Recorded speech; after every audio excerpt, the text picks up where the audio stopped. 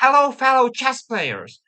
Once Mikhail Botinik was asked, if your method is so good, why isn't there Botinik's method too? And he delivered. Leave a like, subscribe down below, and I'll show you the method. So, like the first method of Botvinnik, the second one is also pertaining to this nasty f4 push. And here, it's a very interesting position because we have a knight on f6, and it changes everything.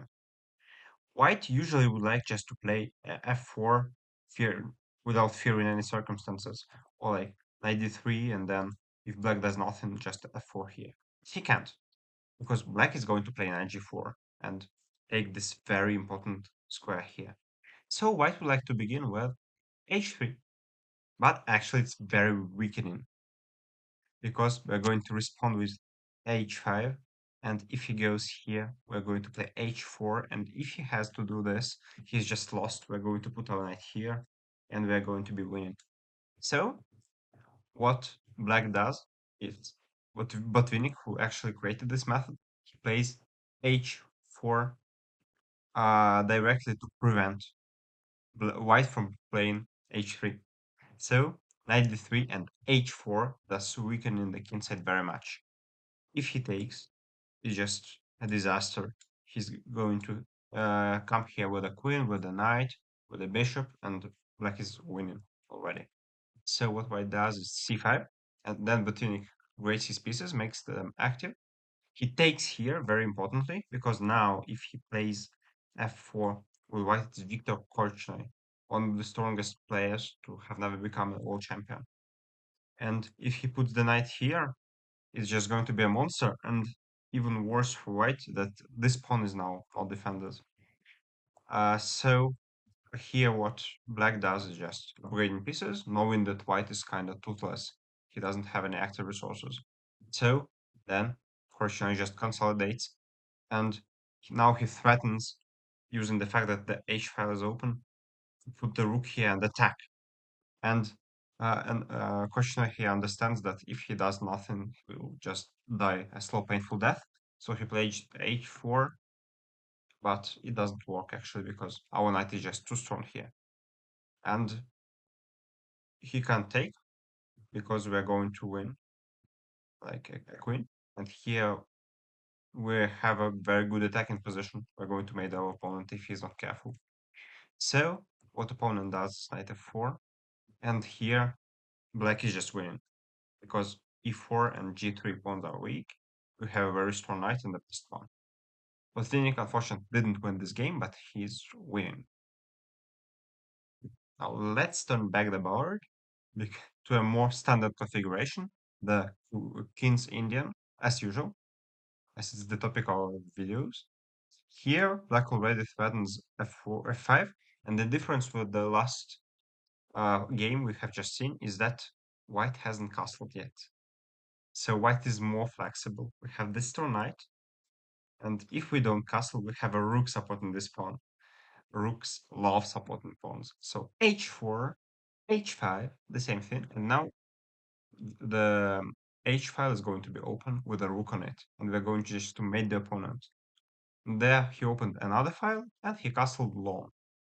The conversion was kind of interesting, but I'm going to skip for the sake of retention and video shortness. Keep it quite simple. But he attacks here, actually, because it's the typical plan in King's India. And black can't commit pieces here, really, because he has to have some in store on the king side, because white's rook is and white's pieces are kind of scary. So he plays c5, then just he has to go back and back. It's very sad for him. And then bishop g5, exchanging this bishop, which is not a typical move, but here it's an important defender. So black doesn't want to exchange it, he goes back, and here, very beautiful tactic, c6. Because if he takes, there's rook h1, and then if he goes here, we just take.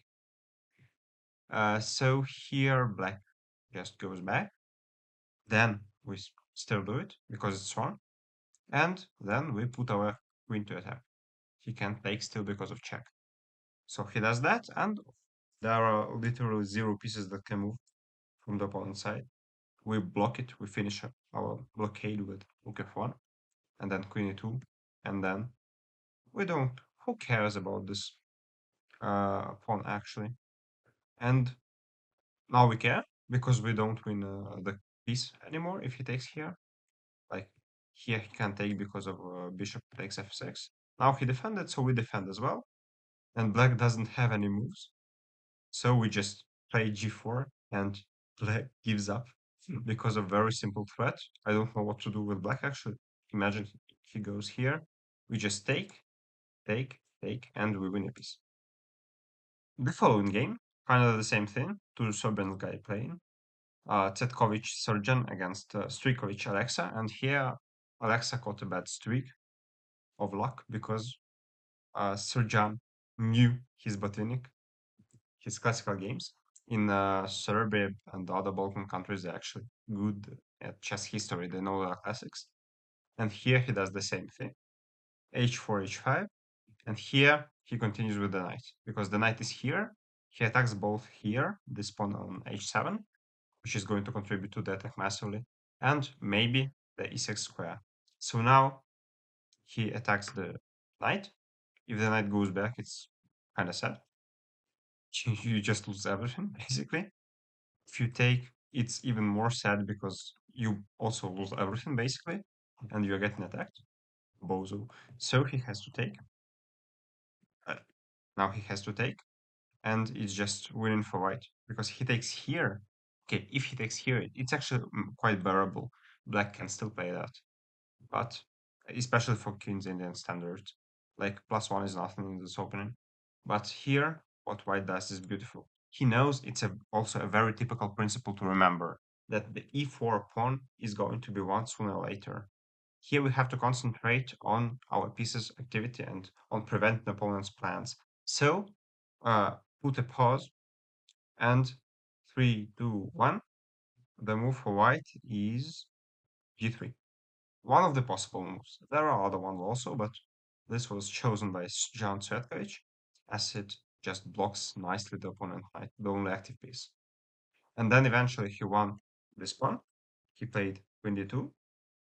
He took the pawn, he castled, and he won the game. Nice and so. A more of a spicy game, just to change things up a little bit. On the duel, Eric was playing against Gennady Sosonko, both Dutch players with different origins. And here Sosonko plays a very great move, h5, a typical move for by now, but he changes the idea a little bit. Probably influenced by the variant, if white plays g4, probably influenced by this one, where black actually takes the knight and is almost winning. Probably he kind of changed things up in his head. He confused variations, and now he plays h3, even though the typical variation is taken here. Like if he takes with the pawn, we have a very good attack. It's not a problem. But he may was scared of something. I don't know. I'm not in Gennady Sosonko's head. So he played h3, and here the Dutch player with white had a very interesting opportunity. Taking here.